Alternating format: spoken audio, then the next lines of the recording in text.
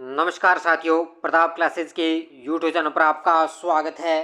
तो अपना टारगेट है राजस्थान पुलिस के लिए वर्दी लेकर रहेंगे। इसी जुनून के साथ में अपने छोटे छोटे टॉपिकों को एक शॉर्ट के माध्यम से अपने इस क्लास को अपने कवर करते जा रहे हैं। तो कल मैंने राजस्थान भारत की प्रमुख जिलें करवाई थी। आज अपने मुख्य मुख्य राजस्थान की प्रमुख नदियों भारत की प्रमुख नदियों की बात करेंगे और वन लाइनर ये प्रश्न आपके लिए रहेंगे। और ये जो छोटी छोटी सीरीज मैं आपके लिए लेकर आ रहा हूँ और ये राजस्थान पुलिस के लिए रामबाण वीडियो साबित होंगे। तो राजस्थान पुलिस 2024 अपना टारगेट है वर्दी लेकर रहेंगे। इसी जुनून के साथ में आज की क्लास स्टार्ट करें, क्योंकि करंट अफेयर्स अपना क्लास आपको दी जा रही है और ये अपने छोटे छोटे टॉपिक भी अपने चल रहे हैं। तो भारत की प्रमुख नदियों की आज अपनी बात करेंगे। लगभग 10 मिनट की अपनी क्लास ये रहेगी। तो सारे विद्यार्थी एक बार सेशन को लाइक शेयर करेंगे और जो साथी हमारे चैनल पर नहीं है तो ज़रूर आप चैनल को सब्सक्राइब करें और इसके पास लगे बेल आइकन का घंटा दबाएं, ताकि हम जैसे ही वीडियो अपलोड करें उसका नोटिफिकेशन आप तक पहुंच जाएगा। तो भारत की प्रमुख नदियाँ देखो इस प्रकार अपने वन लाइनर में शॉर्टकट में आपको मैं रिवाइज करवाता रहूँगा। तो सबसे पहला देखो, भारत की पवित्र नदी कौन सी है? भारत की पवित्र नदी कौन सी है? तो वो है गंगा नदी। गंगा नदी आपको पता है उत्तराखंड के अंदर है, हरिद्वार में आपने देखी होगी, वहाँ पर गंगा नदी बहती है और वो भारत की सबसे बड़ी पवित्र नदी है। गंगा नदी को बांग्लादेश में किस नाम से जाना जाता है? तो ध्यान रखना, अपने भारत के अंदर तो इसको गंगा नदी बोलते हैं, लेकिन यह जब ये बांग्लादेश के अंदर प्रवेश कर जाती है तो इसको पद्मा के नाम से, जब इसको वहाँ पर पद्मा के नाम से इसको जाना जाएगा। गंगा एवं ब्रह्मपुत्र की संयुक्त जलधारा किस नाम से जानी जाती है? ये एक एक लाइन आपके लिए बड़ी महत्वपूर्ण है भी। गंगा एवं ब्रह्मपुत्र की संयुक्त जलधारा किस नाम से जानी जाती है? और वो है मेघना। जो गंगा और ब्रह्मपुत्र की जहाँ पर संयुक्त जलधारा बहती है ना, वो किस नाम से जाना जाता है? उसको मेघना के नाम से जाना जाता है। भारत की कौन सी नदी सुंदरवन डेल्टा बनाती है? भारत की कौन सी नदी है जो सुंदरवन डेल्टा बनाती है? तो वो है गंगा और ब्रह्मपुत्र। कौन सी नदी है?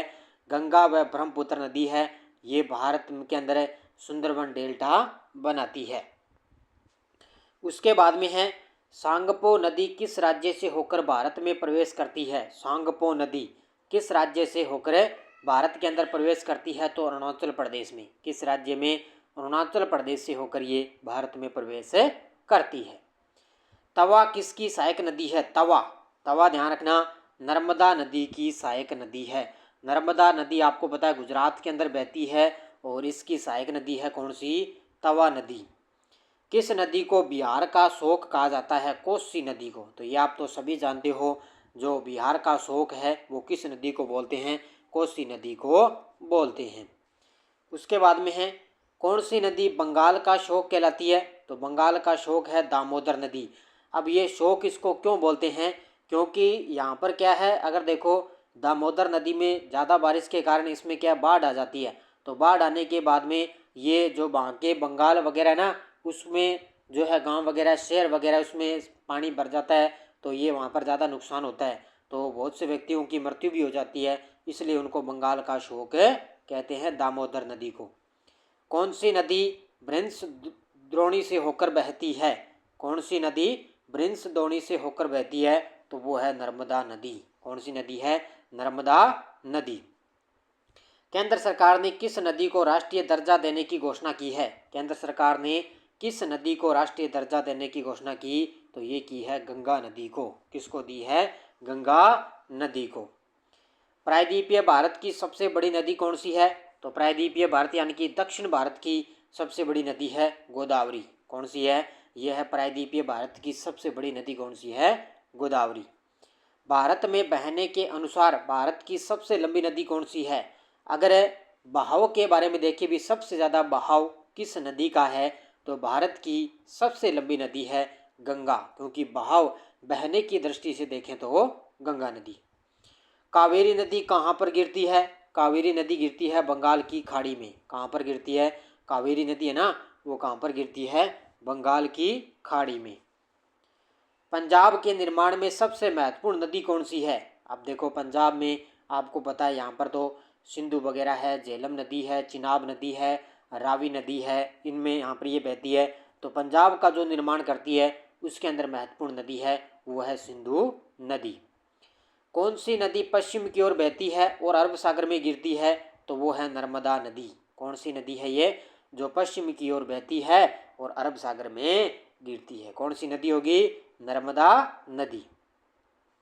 कौन सी दो नदियों की लंबाई लगभग समान है? तो सिंधु की है 2880 किलोमीटर और ब्रह्मपुत्र कितनी है? 2900 किलोमीटर। तो ये दो नदियां हैं जिनकी लंबाई लगभग समान है। तो एक तो सिंधु नदी होगी और एक होगी ब्रह्मपुत्र नदी। कावेरी जल विवाद किन राज्यों के बीच में है? देखो ये मैंने आपको करंट के अंदर भी बढ़िया तरीके से मैंने बताया था कि कावेरी जल विवाद किन राज्यों के बीच में है? तो कर्नाटक और तमिलनाडु के बीच में। किसके बीच है? कर्नाटक और तमिलनाडु के बीच में कावेरी जल विवाद है। किस नदी को वृहद गंगा के नाम से जाना जाता है? कौन सी नदी होगी? तो वो होगी गोदावरी नदी।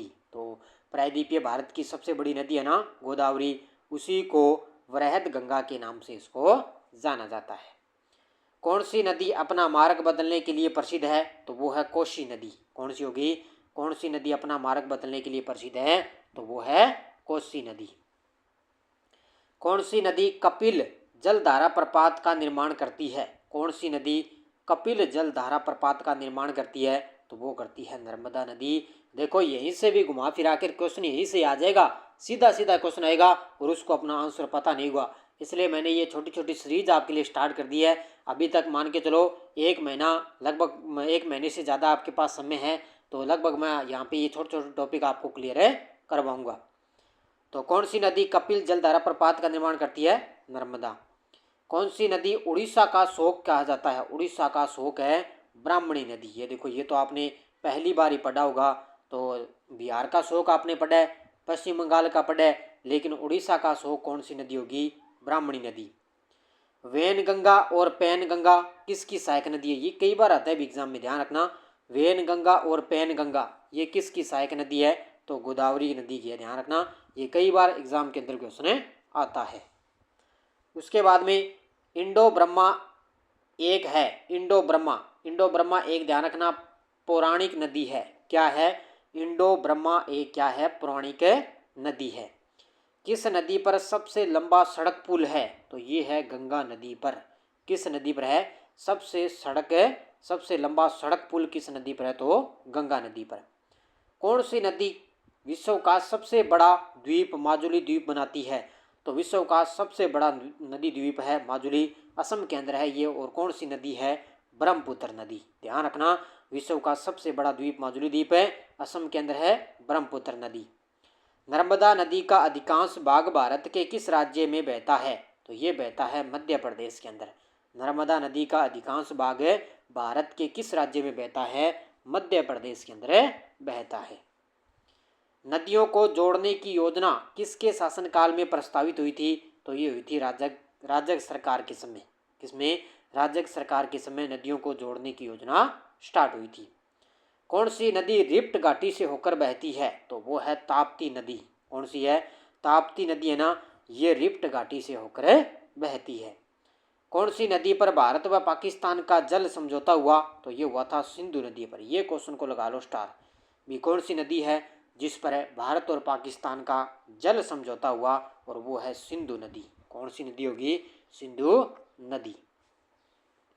इसके बाद में है सिंधु समझौते के अनुसार भारत सिंधु नदी के कितने प्रतिशत जल का उपयोग कर सकता है? तो वो कर सकता है 20%। कितना? भी सिंधु समझौता हुआ था ना भारत और पाकिस्तान के बीच में, तो अब ये भारत है ना वो सिंधु नदी का जो जल है ना उसका 20% ही प्रयोग कर सकता है। प्रायद्वीपीय नदियों का उत्तर से दक्षिण की ओर क्रम क्या है? प्रायद्वीपीय नदियों का उत्तर से दक्षिण की ओर क्रम क्या है? सबसे उत्तर से आती है महानदी, उसके बाद में गोदावरी, फिर कृष्णा, फिर पेनार, फिर कावेरी, फिर वेगई। ध्यान रखना ये कई क्रम भी आपसे पूछा जा सकता है। प्रायद्वीपीय नदियों का उत्तर से दक्षिण की ओर विस्तार, तो उत्तर में सबसे पहले आती है महानदी, उसके बाद में इसका भाव आता है गोदावरी, फिर कृष्णा, फिर पेनार, फिर कावेरी, फिर वेगई। ये क्रम याद रखना भी। कौन सी नदी भारत के केवल जम्मू कश्मीर राज्य में बहती है? तो कौन सी नदी है? वो है सिंधु नदी। तो भारत के केवल जम्मू कश्मीर राज्य से होकर बहती है तो वो है सिंधु नदी। पंचगंगा और दूधगंगा किसकी सहायक नदियां हैं? पंचगंगा और दूधगंगा किसकी सहायक नदियां हैं? तो ये है कृष्णा नदी की। किसकी है? पंचगंगा और दूधगंगा किसकी सहायक नदियां हैं? कृष्णा नदी। दामोदर नदी कहाँ से निकलती है? तो छोटा नागपुर के पठार से। दामोदर नदी है ना, वो कहाँ से निकलती है? छोटा नागपुर पठार से दामोदर नदी निकलती है। दक्षिण भारत के पठारी प्रदेश को कौन सी नदी दो भागों में विभाजित करती है? दक्षिण भारत के पठारी प्रदेश को कौन सी नदी दो भागों में बांटती है? तो वो है नर्मदा नदी। कौन सी बांटती है? नर्मदा नदी है ना, वो दक्षिण भारत का जो पठारी भाग है उसको दो भागों में बांटती है। शिप्रा नदी किसकी सहायक नदी है? तो शिप्रा नदी है चंबल नदी की। चंबल नदी तो आपको पता है राजस्थान के अंदर भी बहती है, तो राजस्थान से ही मध्य प्रदेश में इसका उद्गम होता है और राजस्थान में भी बहती है। तो शिप्रा नदी किसकी सहायक नदी है? चंबल की। भारत की कौन सी नदी का मुहाना एवं उद्गम स्थल दोनों ही भारत में ही है? भारत की ऐसी कौन सी नदी है जिसका मुहाना और उद्गम स्थल है ना, वो दोनों ही भारत में है? अब इसमें अंदर दोनों ही भारत में है तो वो है दक्षिण की ओर जो नदी है ना, उनका उद्गम और स्थल दोनों ही भारत के अंदर है। किस नदी के किनारे पर प्रसिद्ध महाकालेश्वर मंदिर है? किस नदी के किनारे प्रसिद्ध महाकालेश्वर का मंदिर है? तो ये है नर्मदा नदी पर। विश्व का सबसे बड़ा डेल्टा किन नदियों द्वारा निर्मित होता है? तो मैंने आपको पीछे बताया, गंगा और ब्रह्मपुत्र नदी पर विश्व का सबसे बड़ा डेल्टा बनाती है। किस स्थान पर भागीरथी और अलकनंदा मिलकर गंगा का निर्माण करती है? तो देवप्रयाग के अंदर। ये भी कई बार बड़ा गजब का ये क्वेश्चन है, कई बार एग्जाम के अंदर आता है। तो किस स्थान पर है?